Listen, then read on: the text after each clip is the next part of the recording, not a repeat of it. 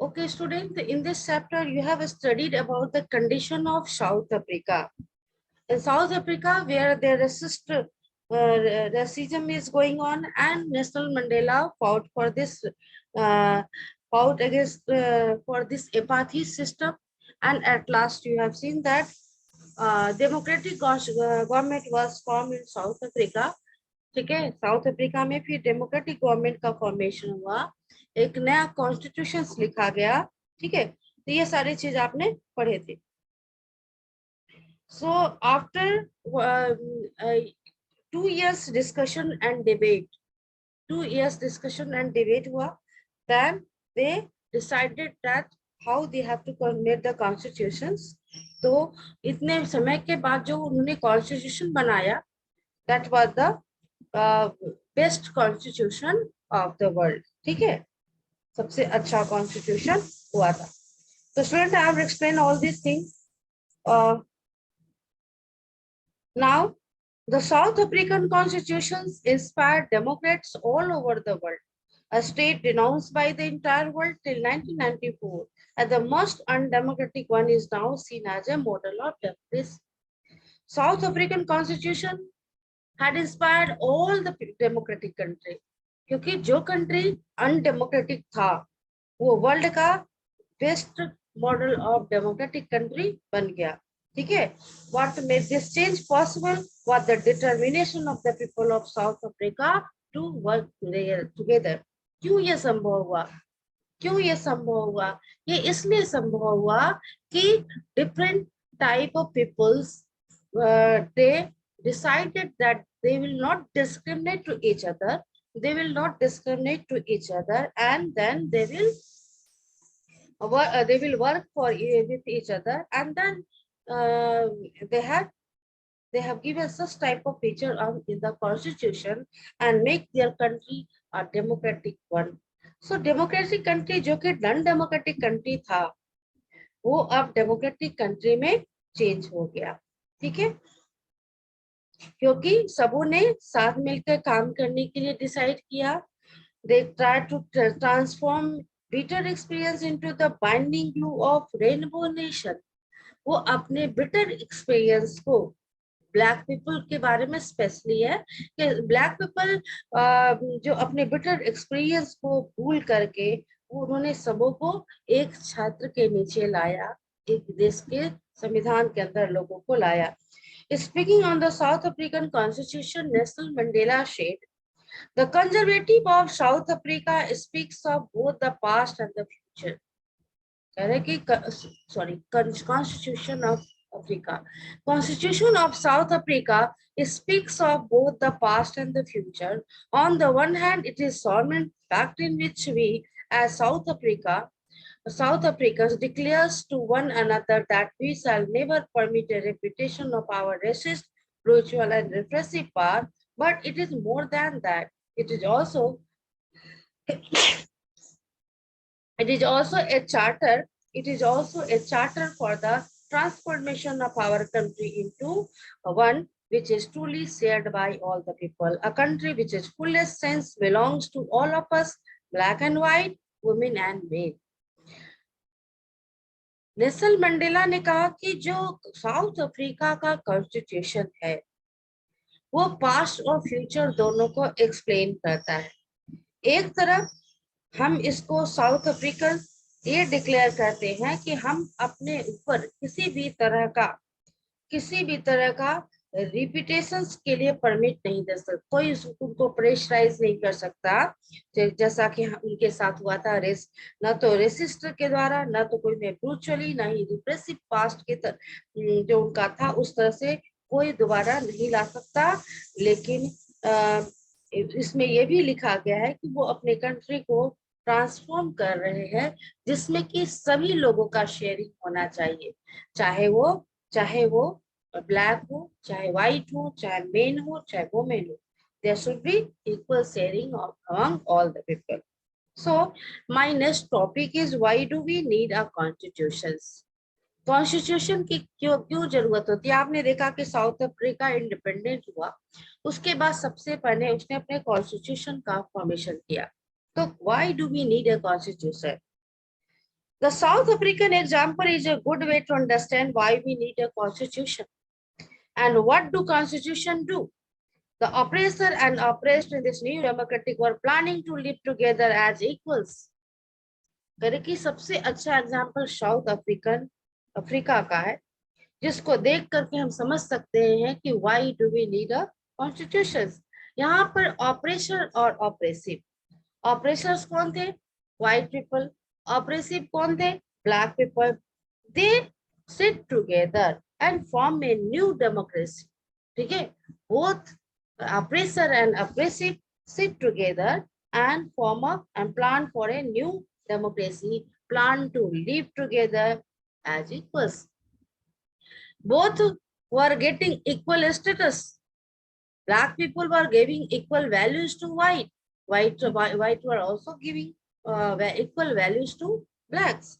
तो यहाँ पे दोनों को एक समान अधिकार दे दिया गया ताकि लोग जो है और एक दूसरे के साथ मिलकर रहे। But it was not easy to trust, it was not easy to trust each other. ठीक है, इतने लंबे समय तक व्हाइट पीपल ने ब्लैक पीपल को ह्यूमिलेट किया था, उन्हें परेशान किया था, तो इतना आसान नहीं लग रहा था कि ब्लैक पीपल जो है वो व्हाइट को अच्छा, व्हाइट के साथ अच्छा बर्ताव करेंगे या व्हाइट पीपल जो है ब्लैक के साथ अच्छा व्यवहार करेंगे। दोनों को एक दूसरे पर ट्रस्ट करना मुश्किल था। They had their fears, they wanted to safeguard their interest. The black majority was keen to ensure that the democratic principle of majority rule was not compromised. ठीक है, दोनों के अपने अपने भय थे, ब्लैक के भी और व्हाइट के भी।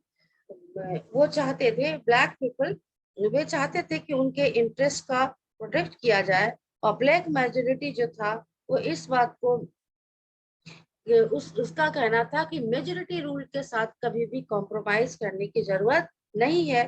दे wanted substantial social and economic right. वो सोशल राइट चाहते थे, इकोनॉमिक राइट चाहते थे। The white minority was keen to protect the privileged and property. White जो कम्युनिटी जो वहां पे थे उनको अपनी प्रॉपर्टी की चिंता थी, अपने प्रिविलेजेस की चिंता थी, जो वो इतने लंबे समय से एंजॉय कर रहे थे।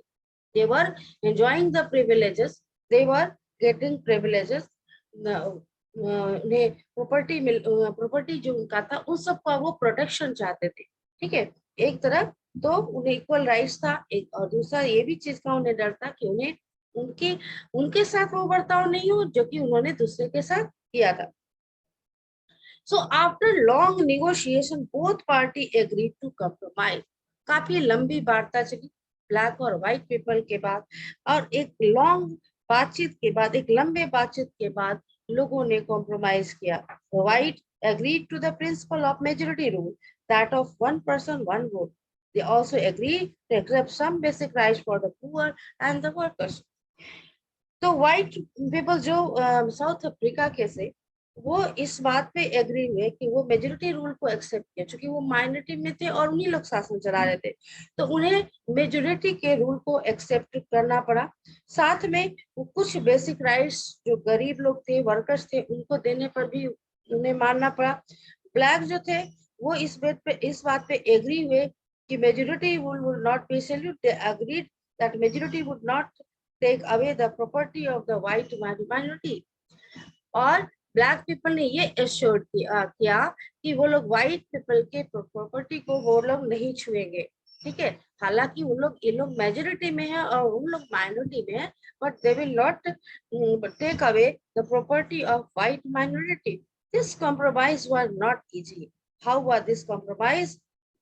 How was this compromise going to be implemented? ये इतना आसान नहीं था कि कैसे इस compromise को implement किया जा सकता था। Even if they managed to trust each other, what was the guarantee that this trust will not be broken in future?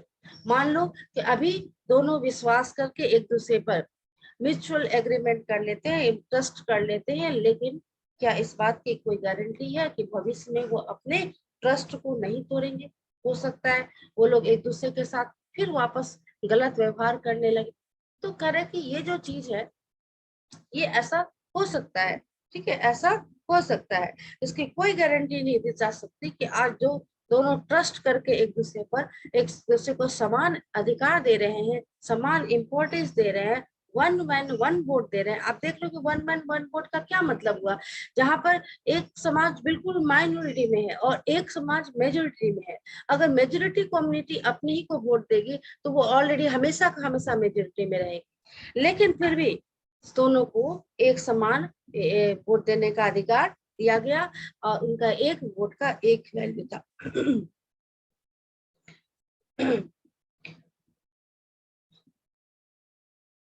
The only way to build and maintain trust in such a situation is to write down some rules on the game that everyone will abide by.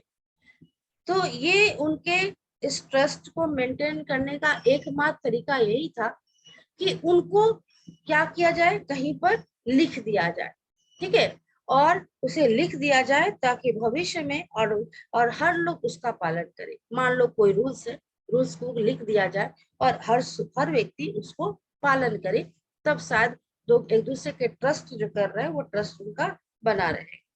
These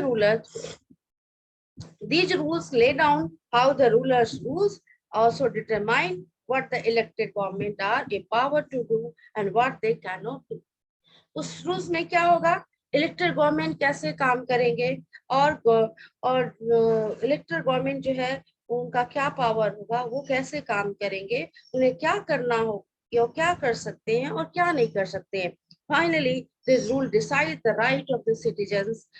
These rules will work only if the winner cannot change them very easily. This is what the South African did. They agreed on some basic rule. They also agreed that this rule will be supreme, that no government will be able to ignore this. This set of basic rules is called a constitution. Okay. तो यहाँ पर आप देख रहे हो कि यहाँ पर इलेक्टेड गवर्नमेंट्स या जो सरकार होगी वो कैसे काम करेगी, अंडर दैट रूल, उस रूल के अंडर में, उस रूल के कंट्रोल में जाकर के वो काम करेगी। तो ये डिसाइड किया गया कि इस रूल्स के साथ साथ कुछ सिटीजन्स राइट होने चाहिए और ये ऐसा होना चाहिए कि कोई भी व्यक्ति इसको चेंज नहीं कर सके। मान लो नई सरकार बनती है तो गवर्नमेंट उसको उनको चेंज ना कर सके, ये रूल सबसे सुप्रीम हो और जो भी गवर्नमेंट बने वो इसको फॉलो करे, ठीक है। और इसी सेट ऑफ रूल्स को कॉन्स्टिट्यूशन का नाम दिया गया। As you know that constitution is a set of rules and regulation according to which a country functions.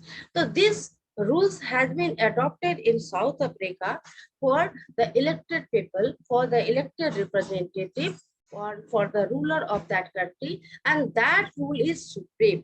वो रूल सुप्रीम होगा और जो भी गवर्नमेंट बनेगी वो उसे इग्नोर नहीं करेगी। इसी सेट ऑफ बेसिक रूल्स का नाम दिया गया और नाम को कॉन्स्टिट्यूशन कहा जाता है।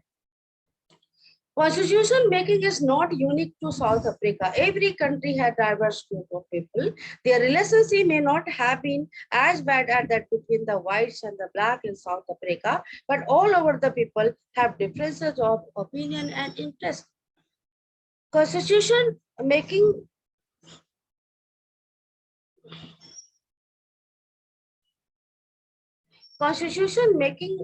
का काम जो है वो साउथ अफ्रीका में कोई यूनिक काम नहीं हुआ।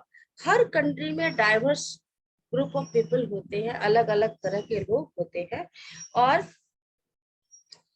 ये उनके रिलेशनशिप हो सकते हैं वैसे नहीं हो जैसे कि ब्लैक एंड व्हाइट पीपल के थे साउथ अफ्रीका में, लेकिन डाइवर्सिटी तो हर कंट्री में है, ठीक है।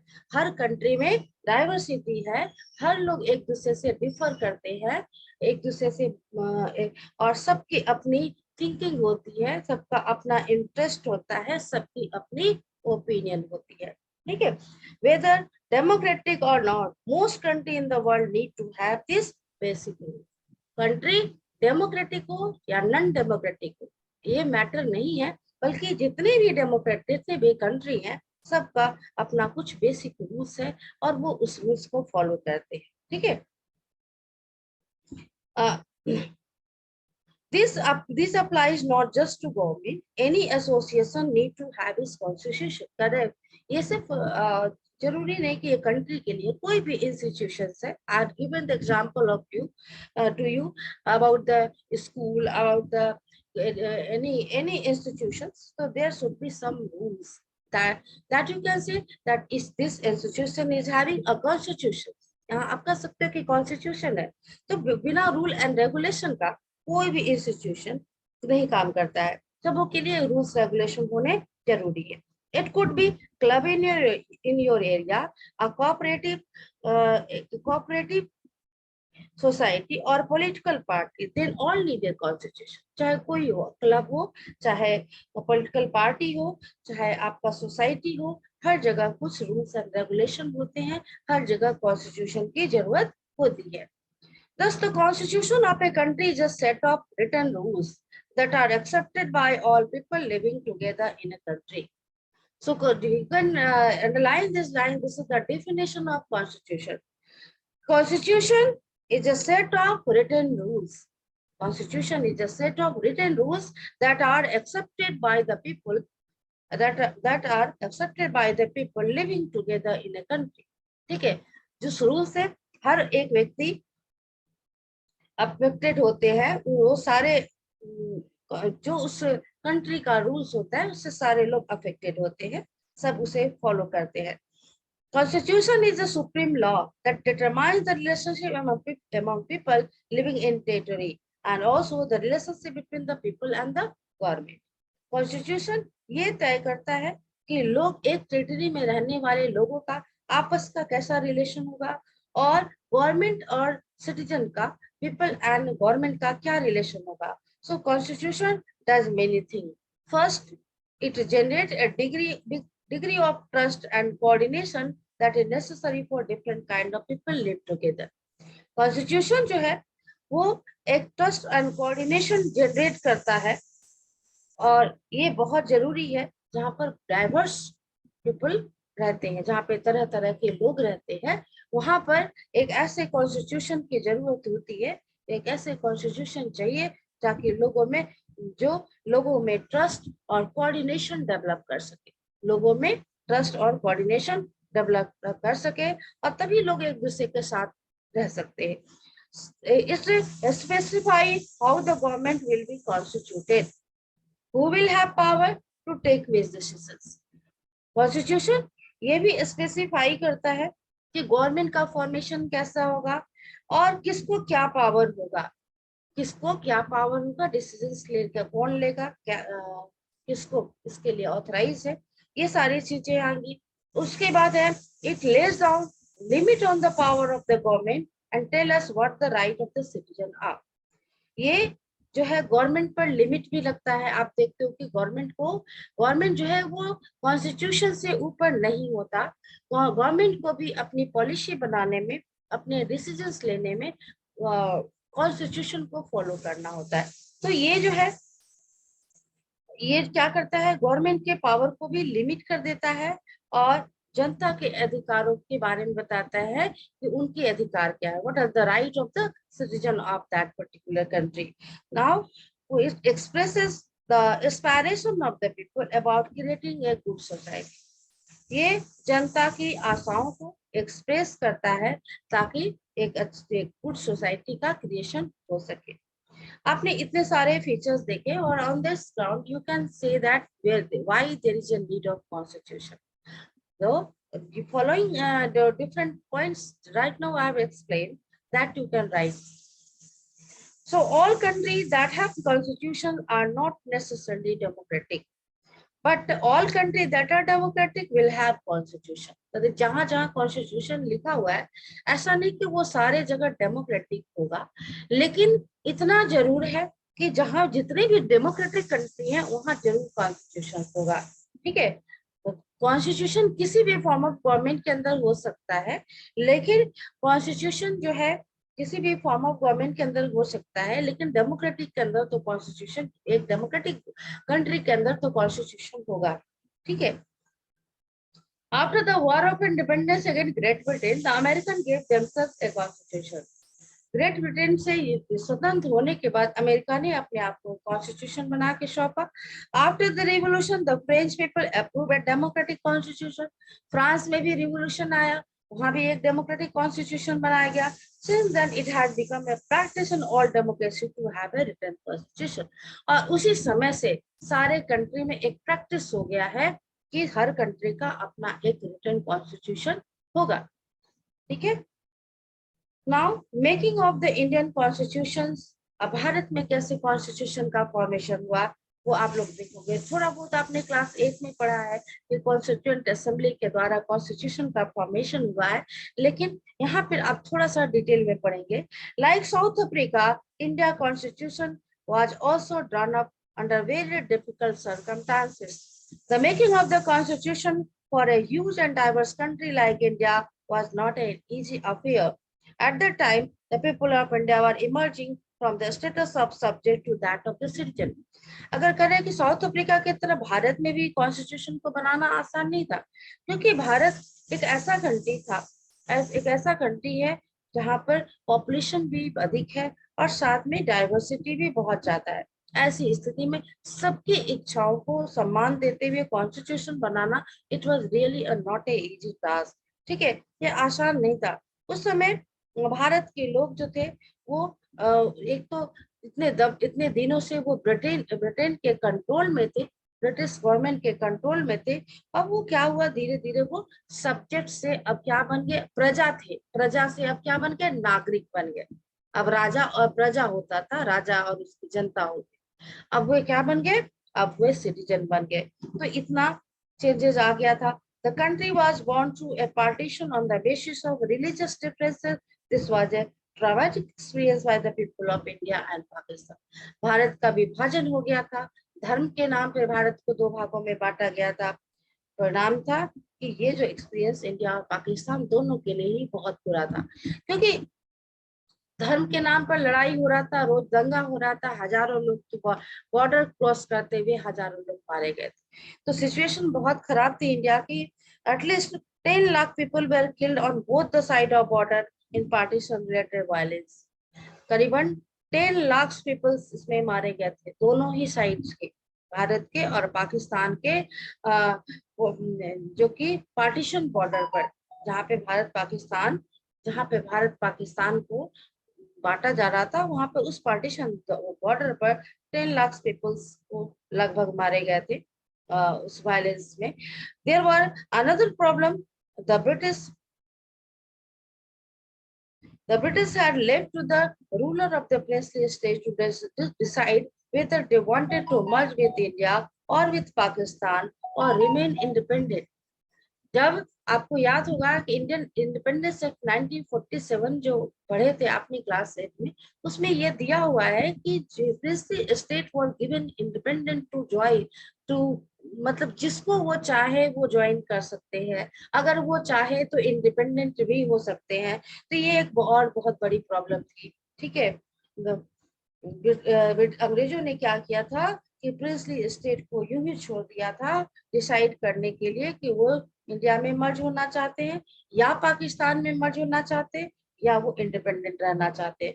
The merger of this princely state was a difficult and uncertain task.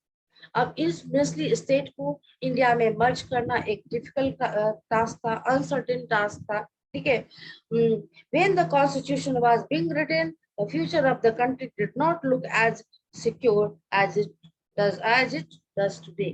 जब हमारा संविधान लिखा जा रहा था तो हमारे देश का भविष्य उतना सिक्योर नहीं था जितना कि आज है। The maker of the constitution had anxiety about the present and the future of our country.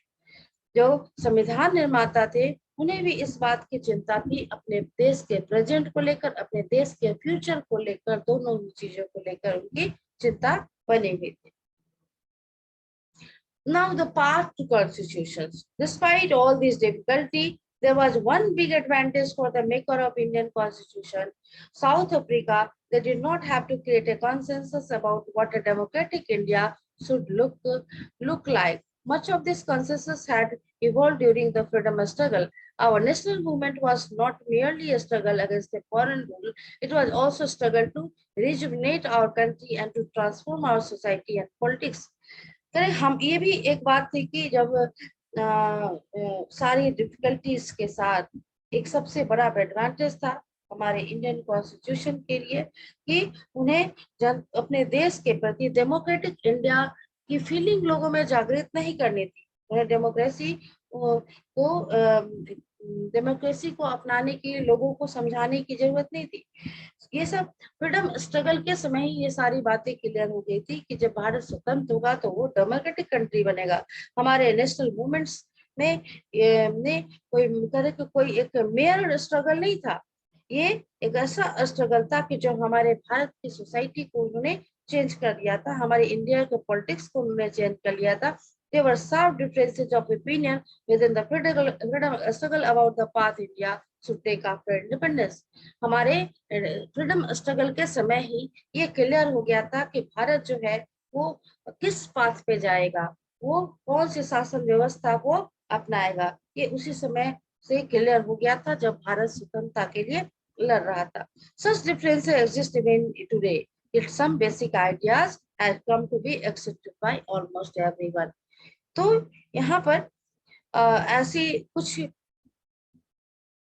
ऐसी डिफरेंसेस आज भी, बहुत सारी डिफरेंसेस आज भी हैं, कुछ डिफरेंसेस आज भी हैं, लेकिन बेसिक आइडियाज ये है कि ये कॉन्स्टिट्यूशंस को ऑलमोस्ट एवरीवन के द्वारा एक्सेप्ट किया गया है। आज हमारे जो संविधान में जो बातें लिखी गई हैं वो हर एक व्यक्ति के द्वारा एक्सेप्टेबल है। As far back as in 1928, Motilal Nehru and 8 other Congress leaders drafted a constitution for India. यानी कि 1928 में अगर जाइए तो मोतीलाल नेहरू और उनके कांग्रेस के 8 लीडर ने मिलकर के कॉन्स्टिट्यूशन को ड्राफ्ट कर लिया था 1928। In 1931, a resolution of the Karachi session of Indian National Congress dwelt on how independent India's constitution should lie. और 1931 में के कराची सेशन में इंडियन नेशनल कांग्रेस ने ये बात को क्लियर कर दिया कि इंडियन कॉन्स्टिट्यूशन कैसे होगा। ठीक है,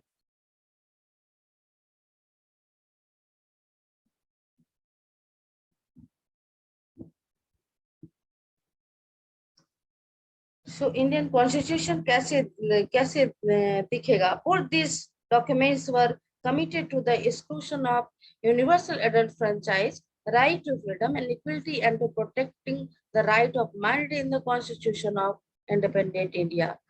ये डॉक्यूमेंट्स जो हमारा कॉन्स्टिट्यूशन था, जो डॉक्यूमेंट्स था वो कुछ के लिए कमिटमेंट उसका था। पहला एक था कि यूनिवर्सल एडल्ट फ्रेंचाइज, दूसरा था कि सभी को राइट टू फ्रीडम मिलेगा और सब कोई इक्वल होगा, इक्वलिटी भी सबको मिलेगा, और माइनॉरिटी के राइट को प्रोटेक्ट किया जाएगा। जो माइनॉरिटी कम्युनिटी है हमारे समाज में उनको राइट को प्रोटेक्ट किया जाएगा।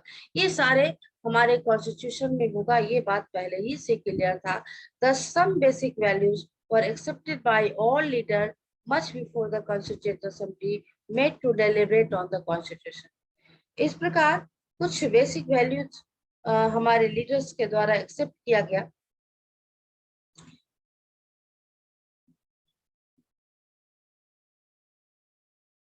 और ये जो आइडिया एक्सेप्ट किया गया वो कॉन्स्टिट्यूएंट असेंबली के बनने के पहले ही। आपने देखा कि 1928 में ही drafting of constitution Motilal Nehru और 8 अदर्स कांग्रेस लीडर्स के द्वारा हो गया था।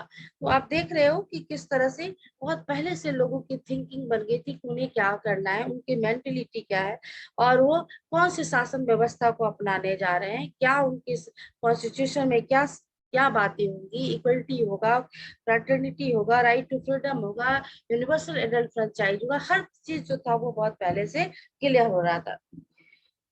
Familiarity with the political institution of colonial rule also helped develop an agreement over the institutional design.